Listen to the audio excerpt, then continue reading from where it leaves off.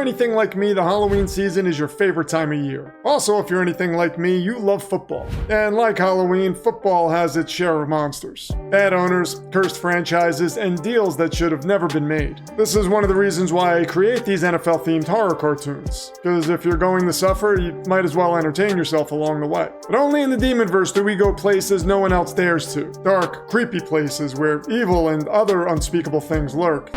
Josh, are you okay over there? You look a little disturbed. It's just, I wish I'd known about the unspeakable things part before I applied. Why, would that have changed your decision to apply for this opening? Maybe, but as long as we're not dealing with giant spiders, I think I could handle it. I see, and just an FYI, I never said there wouldn't be giant spiders, so stay ready.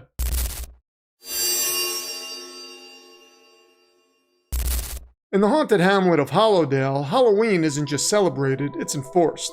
Maybe that's because in a town where strange things happen year-round, it feels like Halloween never ends. For Los Angeles Chargers fan Doyle Handleman, that's been his fandom in a nutshell. His whole football life has been a horror movie, with a masked slasher lurking in the shadows just to toy with him, especially during the Brandon Staley years. That's why he's historically been the punchline of his friend group. Lucy, the Broncos fan, waves her 2016 Manning Super Bowl ring like a crucifix, warding off any insult that dares mention the post-Manning era, specifically the Russell Wilson contribution, if you can call it that. And there's Walter, the Raiders fan, who clings to John Madden like scripture, and insists anyone who buys a copy of Madden Football is directly honoring the black and silver. And Stacy, the Chiefs fan, she struts around like Arrowhead is Buckingham Palace, because as long as Mahomes is under center, she swears another Super Bowl crown is never out of reach, no matter how sloppy the regular season might sometimes look. Now, Doyle Handleman is a kid who is drowning in nostalgia, thanks to parents who act like the 80s weren't just an era, but the blueprint every other decade failed to copy. And they run Hollowdale Video, a store that's basically a shrine to dead formats. A shop seemingly hell-bent on proving Blockbuster can somehow unnaturally outlive streaming. Now, the day before Halloween, Doyle was stuck doing chores inside that very shop. At his father's direction, he hung a cardboard jack-o'-lantern in the front window. That's when it appeared. A delivery truck, matte black. On the side, in faded red writing, was simply the word deliveries, though it was spelled as if it were in some kind of code. The door creaked open, and out stepped a man who looked like a milkman moonlighting as a funeral director, dressed all in black, his cap pulled low. He carried a box, and set it down in front of the store without a word, and turned back towards his truck. But before climbing in, he stopped. He met Doyle's eyes, tipped his cap, and grinned. A grin Doyle swore had no place on a human face. Doyle's stomach turned cold. He stood frozen as the truck rolled away. And then, "Hey McFly, don't just stand there, go get the box!" His father barked from behind. He was stringing orange lights around what he proudly called the spooky movie section. Doyle grabbed the box, set it on the counter, and muttered, "I asked you not to call me that. If you're gonna call me anything, call me LaRusso." His father raised an eyebrow. "Okay, Marty McFly is way cooler than Daniel LaRusso." Doyle shakes his head. Daniel had that classic car Mr. Miyagi gave him. Now his father's eyes went wide. And Marty McFly's car could time travel. I mean, who raised you? He shot Doyle a disgusted look and grabbed the box. There's no label. Which company dropped this off again? Doyle shrugged. "I don't know, the truck just said deliveries. Or at least I think that's what it said. It was misspelled." "Misspelled?" his dad asked. "And you're sure about that?" "I know how to read, Dad," Doyle fired back. "Uh-huh," his father said absently. He sifted through the packing material and pulled out a smaller, dated-looking box, straight out of the 80s. In bold lettering across the side of it read, SpectraVision. Underneath, "Let the movie experience you." The artwork showed a television with a man and woman seated in front, their faces frozen in the kind of joy that looked 1 second away from terror. And the rainbow glow pouring from the TV felt less like light and more like something reaching for them. "I guess it's some kind of 3D device," his father muttered and laid the box back down. "Wonder if your mother ordered it." Just then, the shop door opened. His father called out cheerfully to a customer and wandered off. Doyle lingered at the counter, staring at the box. In the background, he could still hear his dad joking, telling the customer how ridiculous his son was for wanting to be the skinny kid who cheats in karate tournaments instead of someone who rides around in a time-traveling DeLorean. But Doyle wasn't listening anymore. The box art pulled him in. The man and woman's expressions didn't look staged, they looked real. And in a strange way, somehow, trapped. He shook it off. At the bottom corner, tiny text read, "Works with VHS, DVD, Laserdisc, and more." It must be old, Doyle thought. No mention of streaming. He grabbed the VHS tape off a shelf, slipped into the back room, and opened the box. Inside, a clear plastic casing held a small black disc, no bigger than a quarter. Above that rested a single sheet of paper, instructions in bold. Place on your favorite movie. Put movie in player. Enjoy the ride. Doyle removed the disc. It sat cold and damp in his palm, like something plucked from snow. For a second, he thought about setting it back in the box, but the feeling passed. Of course, the tape he grabbed was The Karate Kid. Part of him still wanted to prove to his dad somehow that LaRusso was cooler than McFly, even if the man would never admit it. He slid the movie out of its box, placed the disc over the top, and it attached quickly, like a magnet to metal. Minutes later, the glow of the screen lit his face. The opening credits flickered across the TV. Doyle leaned closer and caught his breath. And then the world around him began to tear, like film stock burning inside a projector.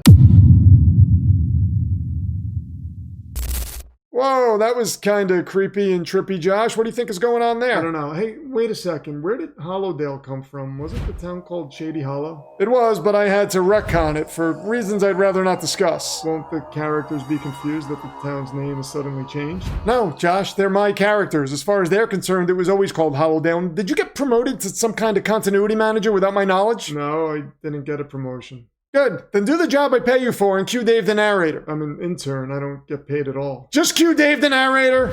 2,000 years ago, the Celts lit great bonfires on Samhain, believing the line between the living and the dead had thinned to nothing. Centuries later, in medieval Europe, villagers left food on their doorsteps, not for the poor, but for spirits they feared would come knocking. By the time Halloween crossed the Atlantic, the rituals had changed, but the fear remained, because Halloween has never been about candy. It's always been about what walks in the dark.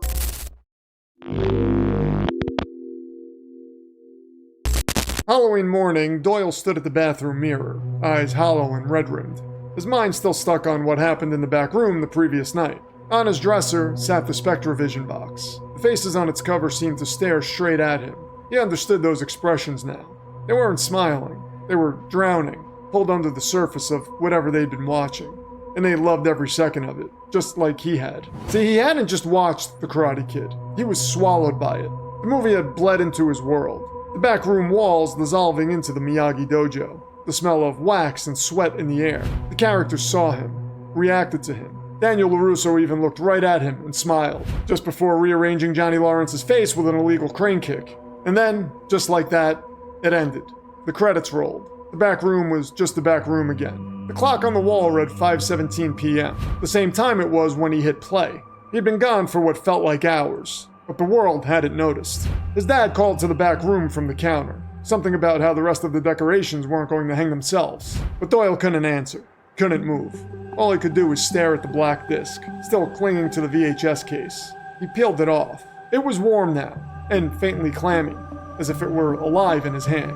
He should have thrown it away right then and there, or told his dad about it. But he didn't, because part of him wanted someone to experience this with him, to prove it was all real. So he placed the disc back in its clear plastic casing, and slid it back into the box, and shoved the box into his backpack. Later that night, he sat at his laptop. He searched everything he could think of. SpectraVision, immersive VHS, even the phrase, "felt like I was in a movie." He scoured forums, creepypastas, old tech blogs, and found nothing real. Nothing that could explain what he had experienced. Except, it was real, and he could prove it. Doyle closed the laptop. It didn't matter what the internet said.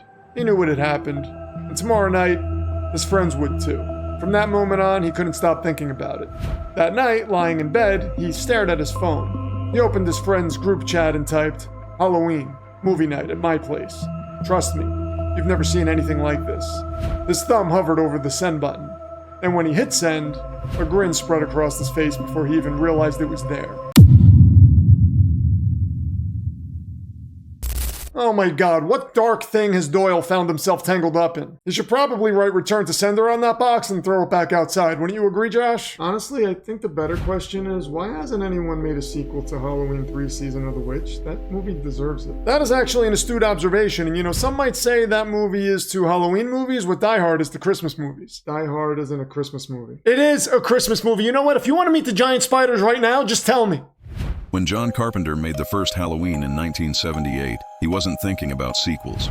In fact, when the time came for a third film, his idea was bold. Halloween wouldn't be about Michael Myers anymore. It would be an anthology. Each movie, a new story, a new nightmare. But audiences wanted the mask. And when Halloween 3 Season of the Witch hit theaters in 1982, fans rejected it. For decades, it was dismissed as the odd one out.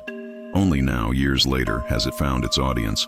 Viewers who see it as a strange, brilliant standalone. Proof that sometimes the scariest risks are the ones nobody's ready for.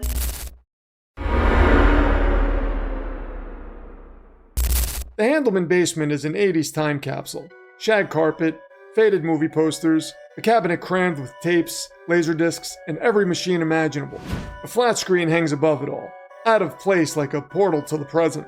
"You said we were gonna watch Halloween," Stacy says, holding up the VHS Doyle set on the coffee table. "Yeah, we are," Doyle says, plopping down a bowl of popcorn. "This says Halloween, with an O. You seriously expect us to watch this?" Stacy tilts the box so everyone can see. The cover looks almost identical to John Carpenter's classic, except the pumpkin and knife are flipped and the title is misspelled. "Right," Doyle says. "All the real copies were gone from the store, but this one's good too, from what I hear." Walter holds out his hand, and Stacy passes him the tape. He squints at the back. "On a fateful Halloween night in 1978, the masked killer, Meyer Michaels, escapes from a mental institution." "Seriously? Meyer Michaels? This is your big reveal?" "This sucks," Lucy mutters, crossing her arms. "We could literally be doing anything else." "Yeah," Stacy agrees. "The low-budget knockoff horror movie isn't exactly my idea of an ideal Halloween." But Doyle only grins and sets the box on the table. The others lean in, and Walter reads the label. "SpectraVision? The hell's that mean?" Doyle lets out a small laugh. "If I told you, you wouldn't believe me. But trust me, this thing can make the worst movie into the best movie you've ever seen." They stare back at him blankly. Not exactly the reaction he imagined. Finally, Stacy looks at Lucy. "I don't know, I don't trust him. He's the same guy who told us Harbaugh was going to stop the Chargers from charging, and that still hasn't happened." "Yeah," Lucy says, leaning toward Doyle with mock concern. "Doyle, Jim Harbaugh can't make everything in your life better. And that includes bad movies. We've talked about this." Walter smirks. "Just a reminder, you acted the same way when Sean Payton arrived in Denver." Lucy snaps back. "That was different." And then Doyle cuts in. "Guys, just trust me. Once I put this on, you'll all understand." He dims the lights, and static hums from the TV. Doyle holds up the tape like it's a sacred relic. "You will not be the same after this. It's just a warning." "Fine," Stacy mutters. "You've also said that when Harbaugh took over, but whatever." "Okay then," Doyle says, and slides the tape into the VCR. An up-tempo, vaguely familiar piano theme creeps from the speakers. The title card flickers. Halloween. And Lucy groans. "I hate my life." "Just give it a minute," Doyle says, shushing her with his hand. And then the static on the screen ripples, like something is moving beneath the surface. And Stacy squints as the glow gets brighter. "What's happening?" she says, looking around, as the carpet dissolves into pavement and the air turns cold. Suddenly, their breath fogs, and they're standing in the middle of a quiet neighborhood street. "What the hell?" Walter shouts. "How did this—" But Doyle cuts him off. "Told you guys," he says proudly, awestruck by the neighborhood around him. Lucy spins in place. "How are you doing this?" "Relax," Doyle says. "It's gonna be fine. Remember, it's just a movie." But it doesn't feel like just a movie. As time passes and scenes play out before them, they see a child in a rooster costume stab his sister. They watch Meyer Michaels grow up, escape an asylum, steal a mask and a knife, and a station wagon. Characters glance at them, some ignoring, others locking eyes. Then, they come to a scene with a teenage girl in an empty house in the middle of the night. In the shadows behind her stands a tall figure. White mask, navy jumpsuit. "Meyer Michaels," Doyle says, looking at the others almost proud. "This girl is a goner." But the girl freezes and cocks her head. She looks straight at him. "What did you just say?" Doyle blinks. Sorry?" And then her eyes widen. "Who are you? How did you get in here?" And Walter turns to Doyle. "We can talk to them?" "I don't know," Doyle whispers back. And the girl begins to back away, reaching for the phone. "Leave now or I'm calling the cops." And as she turns, Meyer is there. His hands close around her throat before she can scream. She claws at his wrists and kicks and thrashes, but Meyer doesn't budge. She drops to her knees, one hand reaching towards the group, eyes wide, pleading, before they roll back in her head. And when Meyer releases her, she hits the wooden floor with a dull thud. "Okay, that's enough," Stacy says. She looked right at us. I mean, she was asking us for help." "Yeah, that was really weird," Lucy cries. Then Walter nudges Doyle with his elbow. "Yeah, man, you should probably turn this off now." "I can't," Doyle stammers. "What do you mean you can't?" Stacy snaps. "I can't turn it off," Doyle answers. "We just have to let it play out." At that, Meyer turns his head slowly, toward them. Walter stumbles back a step. "Oh, hell no." Meyer doesn't move at first. He just stands there, watching them, chest heaving. And then slowly he turns and vanishes into the kitchen. And they all breathe a sigh of relief. See, Doyle says, nothing's gonna happen. We'll just go through the next few scenes and it'll be over soon. But as he gets the final word out, Meyer reappears in the doorway. And this time, he's holding a large kitchen knife. Walter takes another step back. Doyle, and in the flash, Meyer raises his hand and throws the knife. Lucy shrieks as the blade whistles past, slicing her sleeve before slamming into the wall behind her with a shuddering thunk.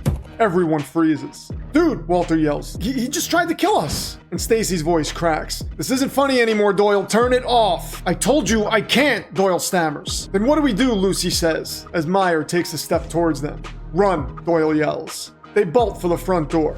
Stacy grabs the knob, rattles it hard.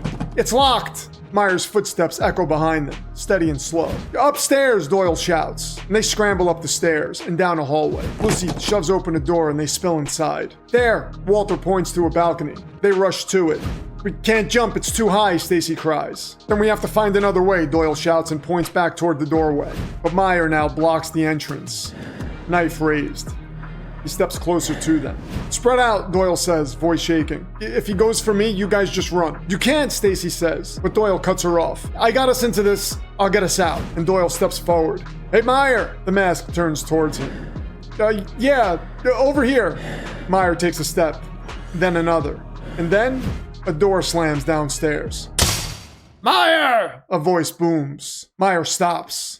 Turns towards the sound. Footsteps pound up the stairs, and the voice shouts again, Meyer! And suddenly an out-of-breath man in a tan trench coat rushes through the doorway. Leave them alone! He raises a slingshot and fires steel balls that smack into Meyer's chest, driving him back, again and again. And finally, Meyer tumbles over the railing and crashes to the ground below. The kids run to the railing and lean over the edge, staring down at the body. The man joins them. His jaw tightens as he says, as a matter of fact, it was the boogeyman. Cool, Stacy mutters. Can we leave now? The man nods, slowly, stepping away from the ledge. Yes, you should go. I'll wait for the police. I'll explain to them that the evil is gone. Doyle looks back down over the edge, now staring at nothing but crushed grass. Yeah, he is gone. He's not actually dead, you know that, right? And the man's face twists. What do you mean I shot him 6 times? He must be dead. He rushes and peers over the railing and sees nothing. It can't be, he says in shock. Then his head snaps back towards Doyle, his eyes wild. How did you know? His voice warping now as he approaches Doyle. How did you know? How did you know? The word stretches and fades away as the world around them begins to shift back into the one they already know. And just like that, they're sitting back on Doyle's couch. Sweaty, shaken, silent. After a long beat, Stacy finally speaks. The next time you text me movie night, Doyle, I'm blocking you. Doyle nods slowly, but his eyes stay locked on the VCR. The tape has ejected itself, and the black disc sits on top, still warm, waiting. Nobody moves to touch it. Poor Doyle spent his whole life watching the Chargers disappoint him. He finally gets a taste of something exciting, and nearly gets himself and his friends killed in the process. But hey, on the bright side, at least the SpectraVision didn't blow a 27-point lead in the playoffs, right, Josh? That's pretty harsh, man. Josh, unless you've spent countless hours sitting in this chair having to interact with the likes of you, you haven't the foggiest idea of what harsh is.